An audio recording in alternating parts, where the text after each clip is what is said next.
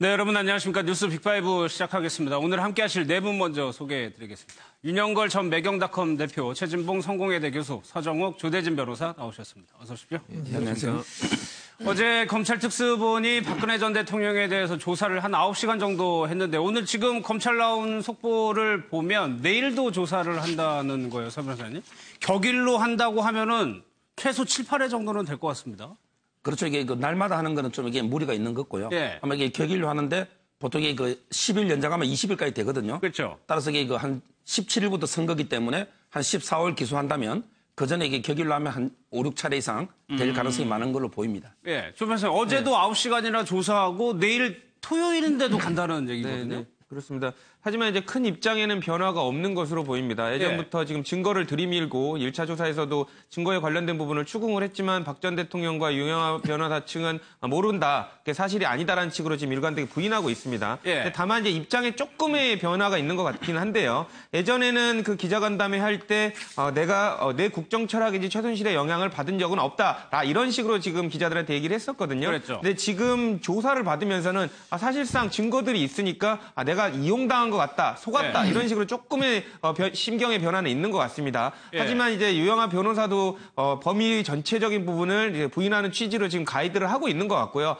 아마 이런 부분에 관련돼서는 조사가 끝날 때까지, 그리고 공판이 시작되어도 상당 기간 동안은 유지가 될 것으로 보입니다. 그게 이제 저희 MBN이 단독으로 보도한 내용인데 그동안에 조 변호사께서 잘 설명해 주셨지만 최순실 씨가 국정에 영향을 미친 건 없고 내 국정 철학 스스로 했고 조언, 인사 같은 것도 추천만 했을 뿐이다라고 했는데 속았다라는 취지로 지금 진술을 하고 있다는 거거든요. 네. 그 최순실이 잘못했다는 거 아닙니까? 그렇죠. 여태까지는 이제 지난번에 그 청와대에 예. 계실 때 상춘제에서 기자들 만나서도 얘기했잖아요. 나는 그 모르는 일이고 그 독자적으로 이렇게 한 일이다. 예. 뭐 이렇게 했는데 최순실 씨한테 떠넘기는 식으로 얘기를 안 했죠. 예. 근데 이번에는 어제 조사도 그렇고 1차, 2차 조사에는 최순실에게 속았다, 이용당했다, 속았다 이렇게 구체적으로 얘기를 했어요. 그러니까 예.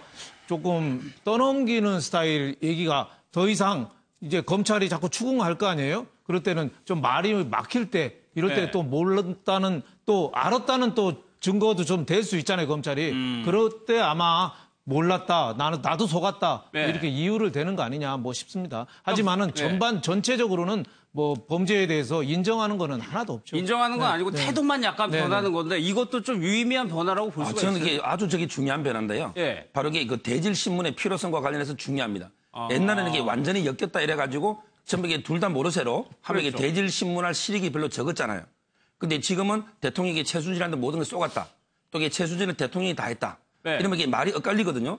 이러면 이게 둘이를 아마 대질신문할 필요성은 상당히 높아졌다. 그래서 이게 저는 대질신문 가능성이 옛날에는 없다고 봤는데 예. 지금 이게 잘하면 대질신문 할 수도 있겠고 예. 대질신문 안 되더라도 이게 법정에서 아마 이게 정인으로 불러서 사실상 대질하고 똑같기 때문에 아마 이게 정인으로 채택될 이럴 가능성이 좀 높아졌다 보입니다. 그러니까 공범이어서 공동문 한 배를 타고 가다가 약간 균열이 생기기 시작한 거예요. 그렇죠. 일단 둘 다 모르쇠로 안 했다고 얘기하는 거잖아요. 예. 그러면 둘 다 이제 어쨌든 셋 다죠, 사실은. 이재용 부회장도 지금 부인하고 있고 최순실도 부인하고 박근혜 전 대통령 부인하고 있는 상황이니까 그래야만 사실 이제 그 문제가 법적으로 문제가 돼가지고 처벌받는 걸 피하려고 하는 거잖아요. 예. 그런데 그러다 보면 결국 허점이 생길 가능성이 있다고 봐요. 그게 이제 나중에 말하는 우리 죄수의 딜레마라고 얘기할 수 있을 텐데 한쪽에서 어느 쪽에서 하나가 터지게 되면 문제는 이제 하지 않은 사람이 더 많은 처벌을 받게 되는 그렇죠. 거잖아요. 그런 예. 상황에 빠지게 되면 한 사람이 누군가 검찰에 뭐가 잡혀서 고백을 하거나 아니면 자백을 할 가능성이 있다고 하면 그거 자체가 사실은 다른 두 사람한테 영향을 미칠 가능성이 있는데 예. 오늘 이제 얘기하는 걸 보면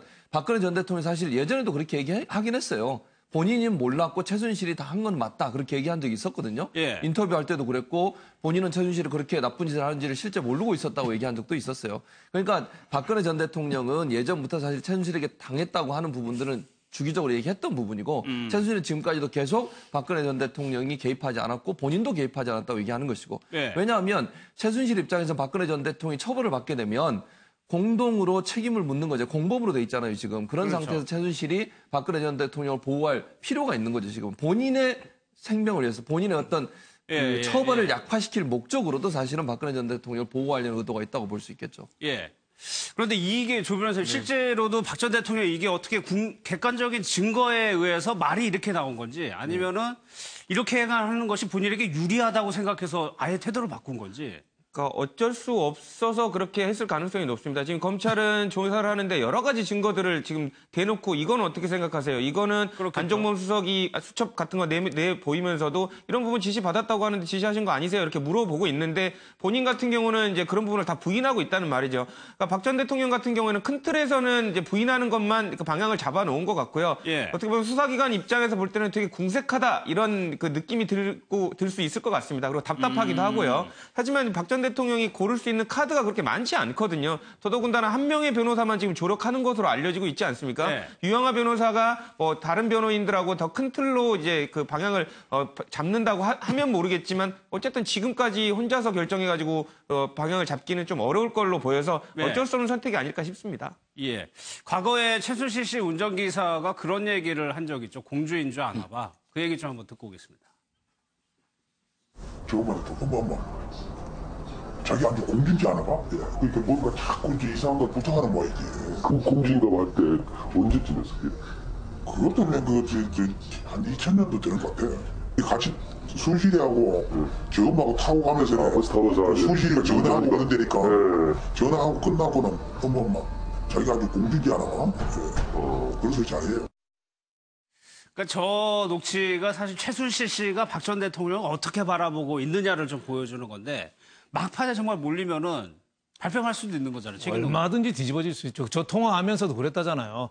박근혜 전 대통령 되기 전이죠. 아마 네. 정치인 있을 때 같은데 아주 공손하게 이렇게 받다가 전화 끌고 나서 임선희 씨 잘 모친 있는 데서 그랬다는 거 아니에요. 운전기사도 있는데 지가 아직도 공주인가 봐 아는가 봐. 뭐 이런 식으로 말을 날릴 정도면은 언제든지 최순실이 여태까지 그 한 사람의 그 인격이나 이런 것 갖고 유추할 수가 있잖아요. 네. 계속 자기 이해관계에 좀 딱 떨어지지 않는 사람한테는 안면을 확 바꿔서 그냥 구박하고 돌리고 뭐 이런 행동을 많이 했잖아요. 예. 그러니까 40년 지기 박근혜 전 대통령을 모셨지만 얼마든지 바꿀 수 있는 거죠. 그래서 며칠 전에도 그런 얘기 했잖아요. 최순실 변호인단이 박근혜 전 대통령 증인으로 부르자. 네. 그리고 또 며칠 전에도 재판할 때도 대통령 지시대로 하지 말았어야 되는데 내가 K스포츠 재단에 너무 많이 관여했다. 대통령 지시대로 따르지 않았으면 될 텐데 대통령 지시를 따르다 보니까 내가 너무 많이 관여했다. 이렇게 예. 억울하다는 말을 이렇게 자꾸 하는 거 봐서 지금 죄수의 딜레마에 빠질 수 있는 거죠. 어떻게 보면 게임 이론에 박근혜 전 대통령하고 최순실하고 둘이 서로 고스톱이나 카드로 들으면 서로 맞짱을 듣고 있는 거예요. 예, 예. 그래서 한쪽이 잘못 판단하면 한쪽이 큰 피해를 보는 거죠. 둘 다 모르쇠로 해서 제일 좋은 거는 죄수의 딜레마가 둘 다 모르쇠로 끝까지 가는 거예요. 부인하고. 네. 그러는데 법원에서는 증거 불충분으로 둘 다 무죄 석방을 나오면 최고 좋은 선택의 수죠. 예. 근데 이제 만약에 한 사람이 인정을 하고 한 사람이 부인을 했을 경우 그럼 인정한 사람은 형량을 감형을 받고 끝까지 부인한 사람은 또 가중처벌 받잖아요. 그렇죠. 그러니까 박근혜 전 대통령하고 최순실 씨랑 한쪽에 누군가는 조금 인정을 하고 들어가면은 예. 나머지 한쪽은 큰 피해를 보는 거죠. 예. 또 둘 다 인정을 하게 되면은 법원에서 그래 개전의 정이 있어 하고 약간 둘 다 감형을 받을 수가 있는데 둘 다 서로 어떻게 보면 큰 그 맞짱을 들고 있는데 또 둘 다 부인만 한다고 또 최선은 아니에요. 예. 둘 다 부인만 하면 법원에서 볼 때는 증거 불충분도 가능성도 예. 있지만 끝까지 반성을 안 하고 저렇게까지 하냐 해서 가중처벌될 가능성도 있죠. 예, 그래서 예. 뇌물죄 이거는 박근혜 전 대통령도 최고 45년까지 가능하다 이런 얘기도 나오고 있지 않습니까? 예. 뭐 물론 이거를 딱 적용시킬 수는 없습니다. 이거의 전제는 그 차고 넘친다는 증거들이 하나도 인정이 안 됐을 때 얘기 전제로 하기 때문에 그런데 여기서 최순실 씨는 영향을 받을 수 있을 것 같아요. 그렇죠. 박근혜 대통령이야 사면이라는 저희가 있지만 최순실 씨는 그게 해당이 안 될 수 있는 거잖아요. 근데 저는 이게 재수의 딜레마 이론은 여기 적용 안 된다고 보는데요. 예. 결국은 이제 이거 왜 그러냐면 이게 두 가지 이유인데 첫째는 이제 이거 뇌물죄의 특성이에요. 뇌물죄는 이제 이거 신분범이기 때문에 예를 들어 이게 최순실 씨가 아무리 돈을 받아도 죄가 안 돼요. 예. 이건 이게 대통령하고 공모를 해야 되거든요. 바로 이게 공모나 공모돼야 되기 때문에 최순실이가 인정하고 대통령이 아무것도 안 했다면 이건 죄가 안 되기 때문에 예. 저거는 이게 둘 다 죄가 될 때 해당되는 고전적 그렇죠. 이론이고 예, 예. 저는 이게 뇌물죄의 특수성 때문에 저 이론이 적용 안 되고요. 두 번째는 이게 왜 안 되느냐면 결국 재수의 딜레마는 결론은 둘 다 인정한다는 거거든요. 예. 근데 이거 둘 다 인정하면 어차피 10년 이상이에요. 예. 따라서 이게 둘 다 인정할 가능성은 제가 보기 전혀 없고 예. 또 이게 대통령의 형량에는 별 관심이 없어요. 어차피 이게 사면으로 정치적 해결을 그렇겠죠. 하기 때문에 예. 결국에 저는 둘 다 모르쇠로 예. 저 첫 번째 경우 있잖아요. 저렇게 일관할 수밖에 없다. 이 제 성격은. 혹시 최순실 씨를 사면시킬 가능성은 지금으로서 낮잖아요. 대통령이야 전직 대통령이니까 전례가 있다지만 최순실 씨가 약간 의식을 할 수 있을 부분은 없어요. 제가 보기에 지금뿐만 아니라 정권이 누가 되든 간에 최순실을 사면은 불가능하다 봐야죠. 그러니까 여기에 최순실 씨가 거기에 대해서 형량을 낮추려고 노력하지 않겠어요? 근데 최순실 씨가 예를 들어 이게 자백을 하고 예. 대통령이 부인한다. 뭐 그게 어떻게 보면 가장 좋은 전략인데 그러면 이게 최순실 씨 가장 좋은 전략은 내가 다 했다. 그리고 이게 대통령 전혀 관여 안 했다. 이러면 이게 둘 다 무죄예요. 왜 대통령 관여 안 했으니까 무죄고 예. 최순실 씨는 내가 다 했으니까 민간인이잖아요. 그게 가장 좋은데 근데 문제는 차고 넘치는 증거예요. 예. 예를 들어 이게 최순실 씨는 비선으로 얼굴도 안 나타나잖아요. 근데 그분이 어떻게 다 합니까? 결국에 안종범 수첩이나 이게 정황을 보면 결국 대통령 관여가 놓을 수밖에 없고 예. 따라서 이게 제가 보기에는 지금 최순실 씨가 자백해도 형량이 크게 감형받을 그런 케이스는 아닙니다. 조 변호사는 뭐 어떤? 저 같은 경우는 이제 박 전 대통령의 입장이 아까 말씀대로 좀 변하지 않았습니까? 죄수의 딜레마에 관련된 부분이 100% 적용은 안 되더라도 최순실 씨도 재판하는 과정에서 심리적 영향을 좀 받을 수 있다고 봅니다. 예. 왜냐하면 예전에는 박 전 대통령하고 탄핵되기 직전까지는 관련해서 같은 공동체로 재판을 받아야지라고 생각을 했을 텐데 이제는 검찰 조사하는 거 보니까 조금 입장이 달라진 것 같거든요.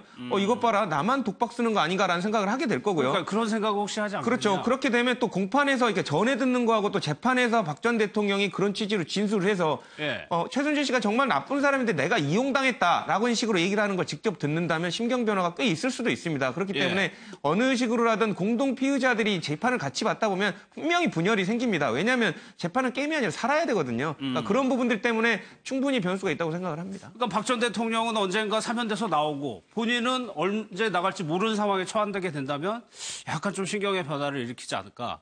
근데 증거가 문제입니다. 증거 안종범 수첩이 뭐 가장 특검에서는 중요하다고 보는 증거인데 여기에 대해 박 전 대통령이 해명한 게 다른 사람 얘기를 듣고 쓴 거다라고 했어요. 그렇죠. 이게 아주 중요한 게 제가 전에 방송에도 말씀드렸지만 예. 안종범 수첩은 대통령 재판에는 이게 전문 증거예요. 무슨 말이냐면 이게 전문 증거라는 거는 남의 말을 듣고 예. 서로에게 기재한 거지. 따라서 이게 직접적인 증거가 안 되기 때문에 전문 증거, 이게 수첩이 증거가 되려면 두 가지 요건을 갖춰야 돼요. 예. 바로 이게 형소법 313조 1항에서 안종범 수석이 정인으로 나와야 돼요.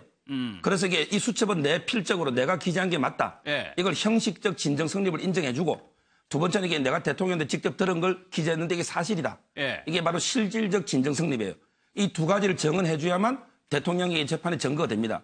그게 두 가지가 충족이 됐다고 가정을 한다면 그러면 이게 바로 증거로 돼서 대통령 재판에 불리하게 증거가 되는 거고요. 그런데 안종범 수석이 만약에 정인으로 안 나오거나 예. 그게 나와서 이 수첩은 내 주관적인 생각을 적은 팩트 실질이 아니다. 예, 예. 이래버리면 이게 증거가 안 되는 거니까 앞으로 이게 안종범 수석이 어떤 태도를 보일지 그게 상당히 중요한 겁니다. 그러네요. 일반적으로 수첩에 관련된 부분이 증거 능력을 따질 때는 이게 수첩이 내 생각을 써놓은 건지 아니면 업무적인 내용을 써놓은 건지를 구별해서 이제 증거로 채택하기도 합니다. 근데 안종범 수석 같은 경우는 뭐 왜 이게 전체적으로 증거 능력이 인정될 것으로 보이냐면요. 안종범 수석은 개인적인 생각을 수첩에다 적은 게 아니라 예. 거의 업무 기록지적 성격으로 지금 작성을 했거든요. 그러니까 그 안종범 수석의 수첩에 필기한 내용을 보면 누가 언제 무슨 현안 때문에 발언했는지 아주 꼼꼼하게 발언자까지 다 나와 있습니다. 이런 부분을 봤을 때 굳이 그 한 부분만이 아니라 뭐 30권, 수십 권에 달하는 수첩이 다 비슷한 형태로 작성된 것으로 봤을 때 예. 아마도 재판부가 봤을 때 이런 부분들은 거의 업무 기록지적으로 그냥 들은 것을 받아 적은 것에 불과하다라고 해서 증거 능력을 인정해 줄 가능성이 높거든요. 예. 이런 부분을 봤을 때 일반적인 수첩과는 전혀 다르고요. 예. 그렇기 때문에 박 전 대통령이 안종범 수석이 자기 생각 자기가 적은 거예요라고 하기에는 너무 궁색한 부분이 많죠. 그러니까 이게 이재용 부회장 사건도 그렇고 아주 핵심 내용입니다. 이게 증거가 되느냐 안 되느냐가 굉장히 중요하기 때문에. 근데 박 전 대통령은 모른다. 라는 얘기밖에 할 수 없는 상황이겠죠. 그렇죠. 본인 입장에서는 안다고 하는 순간 또는 본인이 지시했다고 하는 순간 모든 걸 본인이 책임져야 되는 상황이 되지 않겠습니까? 사실 밑에 있는 안종범 전 수석 같은 경우는 지시에 따랐다. 그것도 물론 잘못했지만 지시를 한 사람이 주범 아니겠어요? 그렇다고 하면 안종범 수석 입장에서는 표현할 수 있는 방법은 되는 거죠. 또 김기춘, 조윤선 다 마찬가지라고 저는 생각을 해요. 그 사람들 예. 입장에서는 지금 얘기하는 걸 보면 물론 김기춘 전 실장 같은 경우는 그 자체가 뭐 죄가 안 된다고 얘기하고 주장하고 있지만 지시 받아서 한 거잖아요. 그러니까 본인이 주도적으로 했다기보다 대통령이 지시 때문에 했다고 하는 것이 지금 감옥에 들어가 있는 박정희 전 대통령 밑에서 일했던 사람들의 대체적인 반응이에요. 예. 그렇다고 하면 그 사람들 입장에서는 어쩔 수 없이 할 수밖에 없는 상황이었다. 김종덕 전 장관도 그렇게 얘기하고 있고. 그러면 결국은 가장 큰 잘못을 한 사람은 박근혜 전 대통령이잖아요. 예. 박근혜 전 대통령이 모든 걸 짜고 지시해서 실제 일어나도록 한 거니까 주범은 결국 박근혜 전 대통령이 될 수밖에 없는 거고. 그렇다면 박근혜 전 대통령 입장에서는 본인은 몰랐다고밖에 얘기할 수 없는 거죠. 안종범 전 수석한테 지시하지 않았다는 걸 증명하기 위해서는 본인이 얘기한 걸 쓴 게 아니고 안종범 전 수석이 자기 마음대로 소설 쓴 거다. 이렇게 주장을 해야만 본인이 얘기했다는 얘기가 안 되는 거죠. 왜냐하면 수첩은 증거로서 분명하게 VIP가 이렇게 지시했다고 적혀 있는데 예. 이제 그거를 증명해내야 되겠죠. 박근혜 전 대통령이 얘기한 걸 분명히 받아 적었다고 하는 걸. 그러니까 모든 증거들은 박근혜 전 대통령이 지시한 걸 가리키고 있는데 본인만 지금 모르쇠로 끝까지 주장하고 있는 상황이라고 할 수 있겠죠. 그럼 안 전 수석이 만약에 법정에서 진술하면 어떻게 할까요? 안 전 수석은 계속해서 대통령의 지시를 따랐다고 얘기를 하고 있습니다. 그 내용 한번 보겠습니다. 제가 그 당시는 어찌 말씀하신 대로 제 많은 업무 중에 일부이기 때문에 그때그때 빨리빨리 대통령 지시에 그냥 순응한다는 차원으로 제 나름대로 판단하지 못하고 그냥 한 측면도 분명히 있었을 것 같습니다. 그렇지만 지금 돌이켜 보면은 아까 롯데 케이스나 몇 번 케이스에 제가 대통령한테 이건 적절하지 않다고 건의드렸던 것과 같은 일들을 더 많이 좀 여유를 가지고 했어야 된다라는 판단을 지금 하지만 그럼에도 불구하고 당시에 기본적으로 이 사업이 중요하다. 그래서 대통령이 지시하시면은 이거 빨리 수행을 해야 된다라고 단순히 그냥 전 반복적으로 했던 측면은 있었습니다. 이런 검찰 수사에 좀 대비를 유영하 변호사가 이제 계속적으로 하고 있는데 그 안에서요.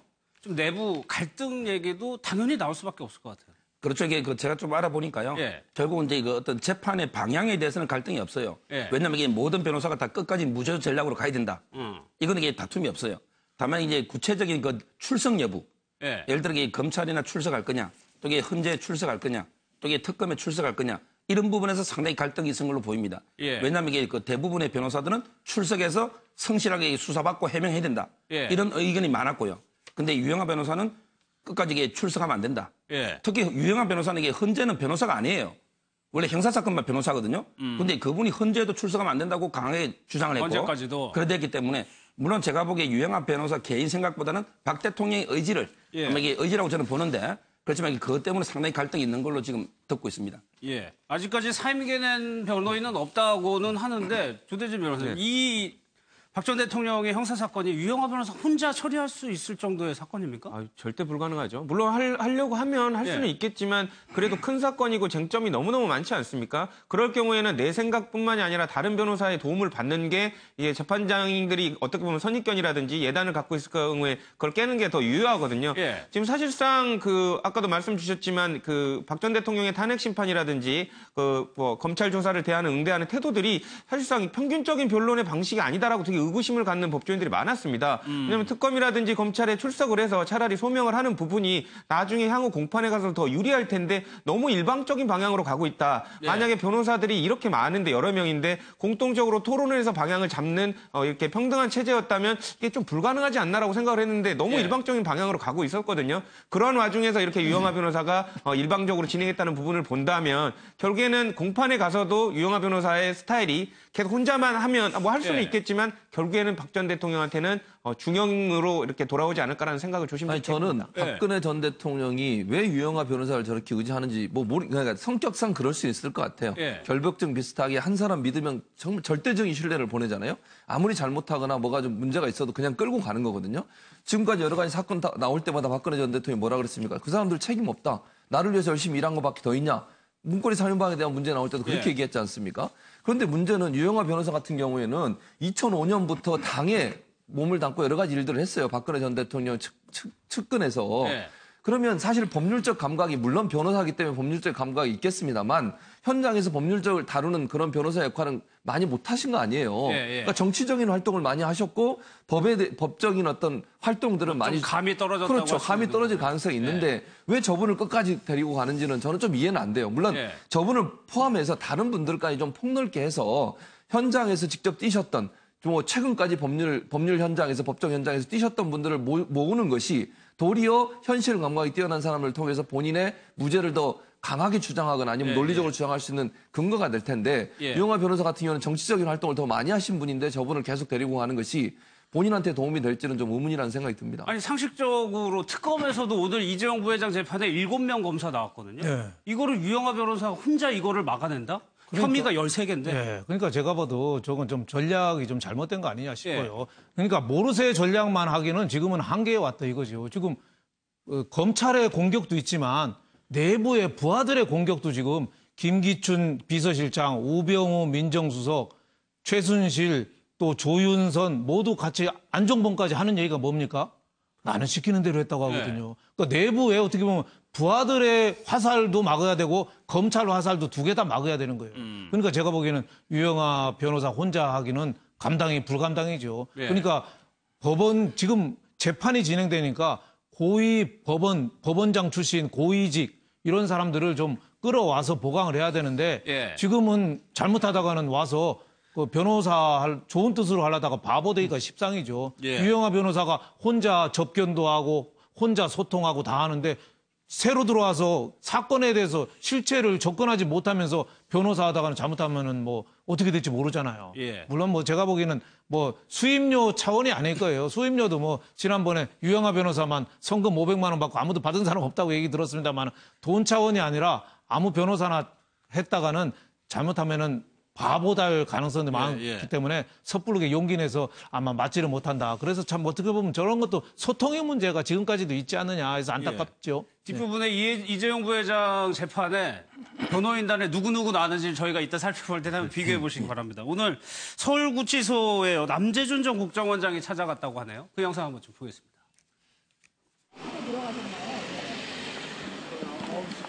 접견 신청하셨나요? 아니면 신청했었습니다. 신청했는데 어떻게 되셨나요? 변호사 외에는 안 만나야 하실 것 같아요. 편지를 하나 써서 남겨놨습니다. 건강하시라고 하고 용기를 잃지 마시라고 하고 우리가 끝까지 지켜드리겠다고 썼습니다. 잘 짜여진 시나리오의 각본이 아니냐 하는 그 의혹이 있습니다. 가슴이 찢어지는 것처럼 참담하죠.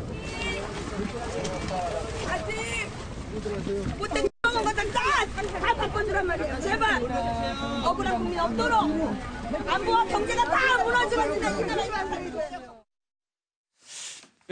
저 부분은요. 제가 보기에 안 만나는 부분에 대해서 말이 많은데 제가 좀 알아보니까 예를 들어 이게 대통령이 지금 독방에 완전히 고립돼 있거든요.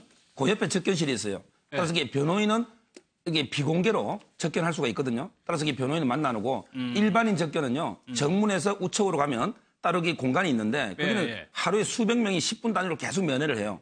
따라서 이게 대통령이 수의를 입고 일반인 접견 놓으면 이게 모든 게 공개돼 버리잖아요.